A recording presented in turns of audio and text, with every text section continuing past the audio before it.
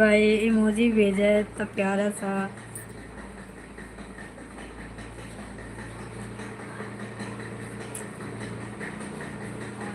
Princess हा हा हा हा। दीदी हा हा हा।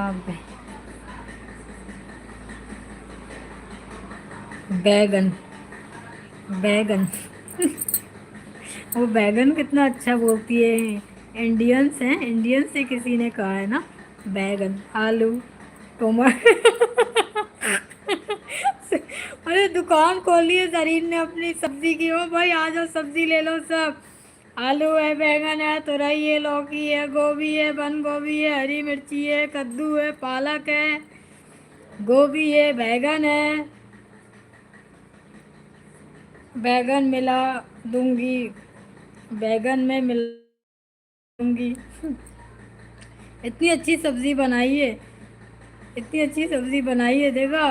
हाँ, जरीन ने।